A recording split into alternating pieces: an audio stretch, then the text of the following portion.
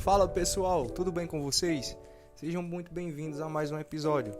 Hoje a gente vai falar de um assunto que pode mudar o rumo de uma vida: assistência em saúde ao cliente com alterações clínicas de urgência e emergência.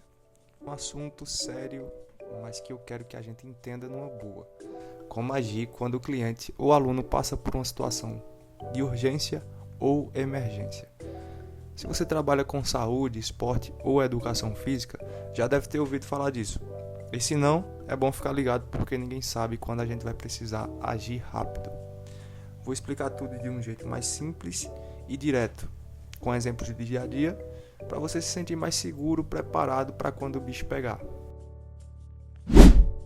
E se você é profissional da saúde, técnico, estudante, ou atua em qualquer linha de frente de cuidado, fica comigo até o final, porque a gente vai conversar bastante.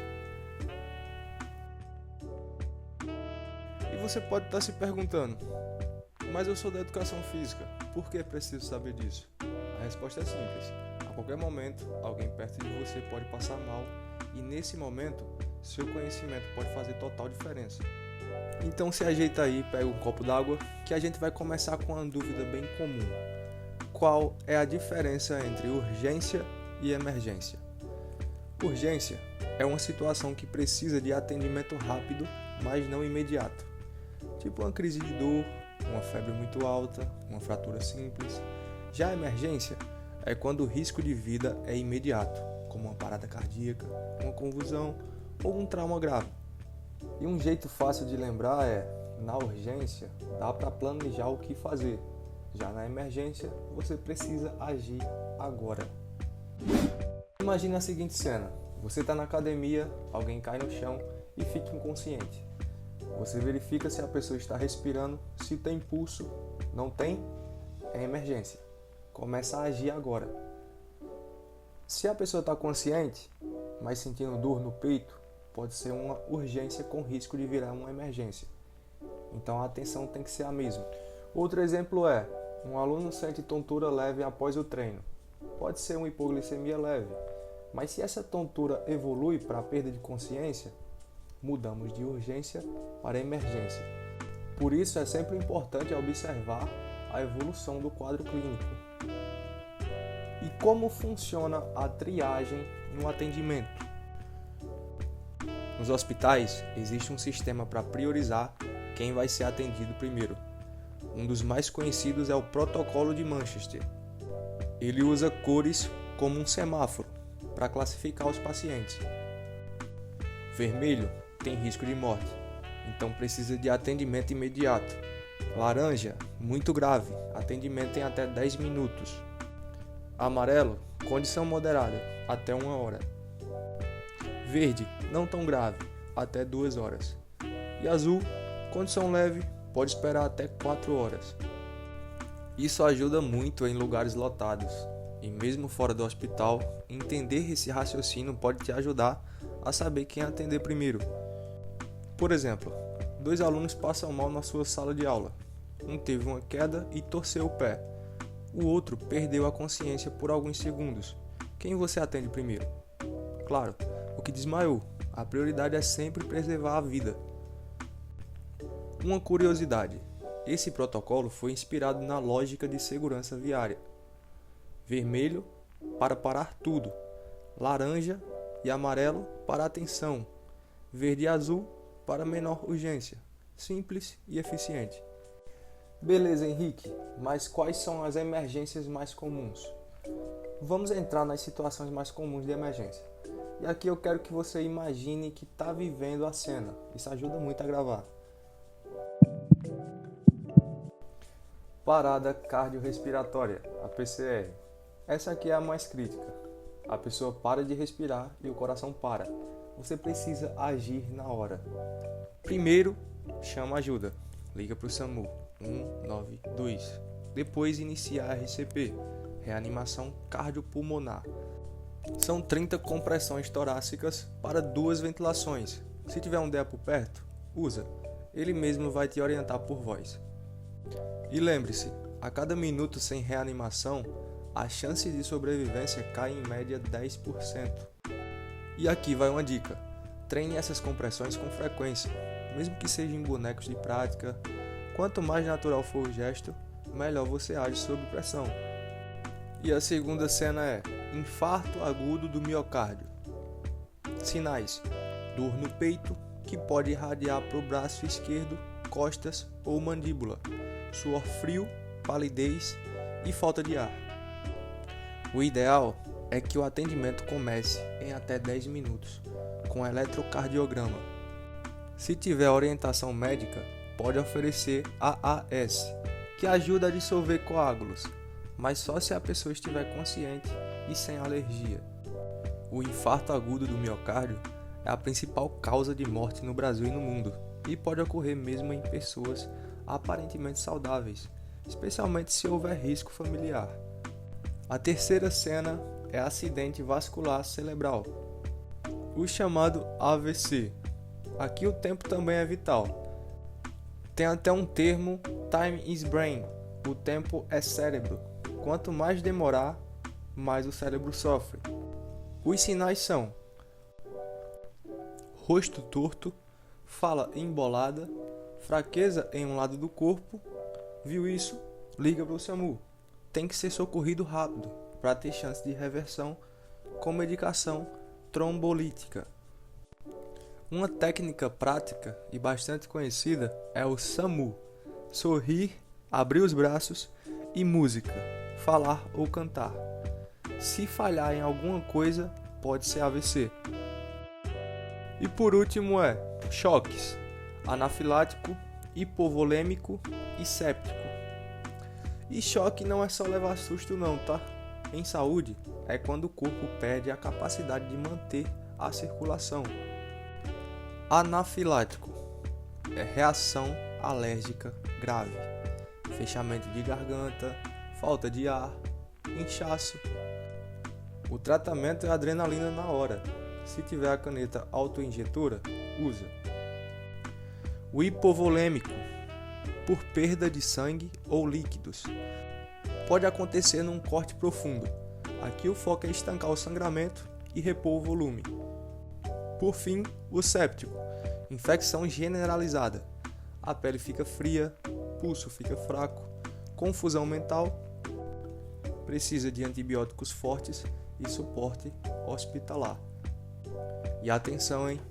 Todos os tipos de choque podem levar à morte, se não forem reconhecidos e tratados rapidamente. Henrique, mas como falar na hora do caos? No momento crítico, o jeito que você fala pode acalmar ou piorar tudo.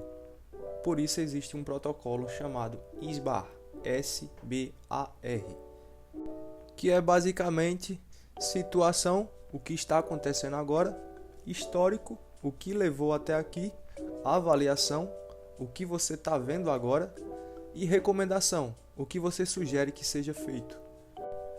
E além disso, a forma de falar é essencial. Não adianta gritar calma para quem está em pânico. Em vez disso, diga: eu tô com você, respira comigo, já estamos resolvendo. Isso muda tudo. Se você se comunica com firmeza e empatia, você ganha a confiança do grupo. Isso ajuda a controlar o ambiente. Agora vamos imaginar algumas cenas reais. Cena 1. Crise convulsiva em ambiente escolar. A situação é: aluno apresenta crise convulsiva durante a aula.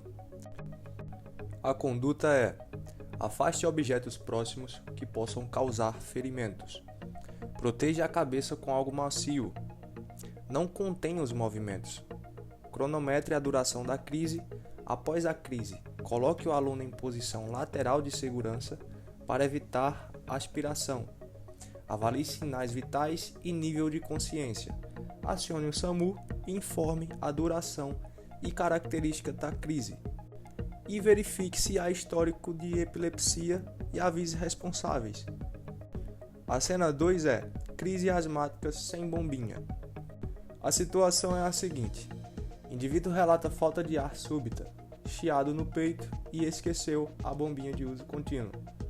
A conduta será: posicione em posição ortopneica, sentado com os braços apoiados, fale calmamente e incentive a respiração lenta e profunda.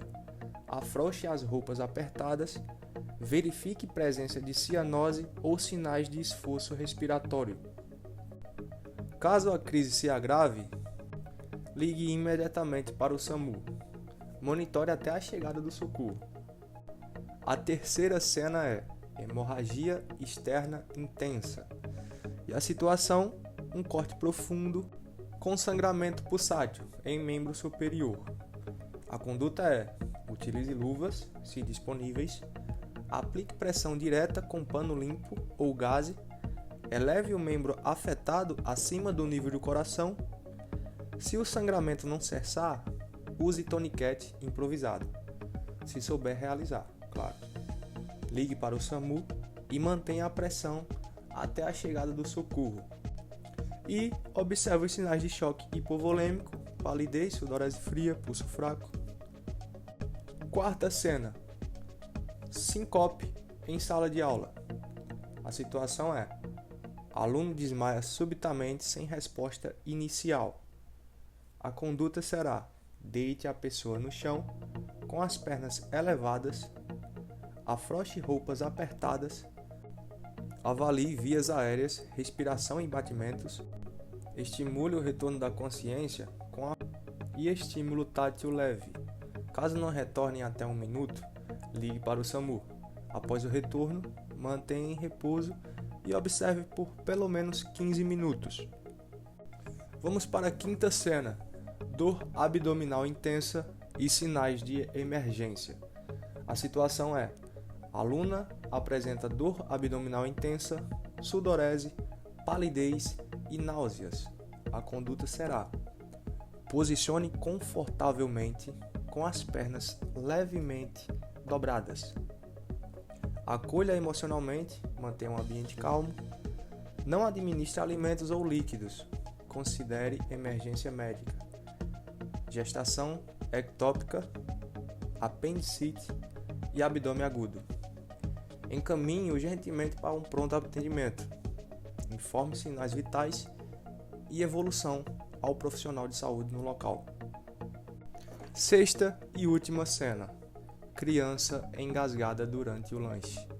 A situação é: criança começa a tossir forte e logo perde a força, sem emitir som. A conduta será: verifique se a tosse é eficaz. Se a criança perder a consciência, inicie RCP imediatamente e chame o SAMU. Após a desobstrução, leve à avaliação médica para descartar lesões internas. Chegamos no final e para fechar esse papo, eu quero te lembrar de uma coisa simples, mas poderosa. Saber o que fazer numa emergência não é dom, é preparo. Não importa se você é médico, professor, estudante ou só alguém que estava por perto. O que faz a diferença é estar pronto. Eu não estou aqui como um especialista, nem como um herói. Estou aqui como um estudante de educação física, igual a muitos de vocês.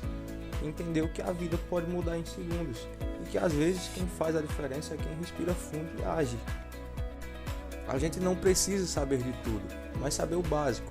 Como agir numa convulsão, ajudar alguém engasgado, reconhecer um desmaio, já é um baita passo. É tipo ter uma caixinha de primeiros socorros dentro da cabeça. E olha, pode até parecer que esse assunto é pesado, mas no fundo ele fala de uma coisa muito bonita: cuidar do outro. Mesmo que seja com uma toalha, uma palavra calma ou um simples ato de ligar para o SAMU. Então, é isso. Se um dia você se encontrar no meio de uma situação de emergência, dessa que o coração dispara e tudo parece virar caos, respira, lembra do que você aprendeu aqui e lembra que às vezes o simples fato de você manter a calma já muda tudo. Não precisa ser herói, nem saber de tudo, só precisa estar presente, prestar atenção e agir com o que você tem, porque quem se importa, age, mesmo com medo, mesmo com a mão tremendo. Eu sou Henrique Teles, estudante, apaixonado por aprender e apaixonado por pessoas. E quanto mais eu estudo, mais eu entendo que cuidar do outro não é só uma habilidade, é um ato de humanidade. Saber socorrer não é sobre técnica bonita, é sobre estar disponível, é sobre enxergar o outro como alguém que poderia ser a gente, um amigo, alguém da família, e isso muda tudo. E se um dia a vida te colocar na frente de alguém que precisa de socorro, lembra, você pode ser um elo entre um susto e um socorro. Pode ser aquela presença firme que faz diferença, mesmo sem dizer uma palavra, porque no fim, salvar uma vida não é uma coisa de profissional da saúde, é coisa de gente que se importa. A gente se vê por aí, pessoal, e se for para ajudar, para acolher ou para fazer a diferença, pode me chamar que eu vou. Porque quando a gente se junta para cuidar, a vida fica mais leve, mais segura e muito mais bonita. Tamo junto, galerinha. Fiquem com Deus e até a próxima.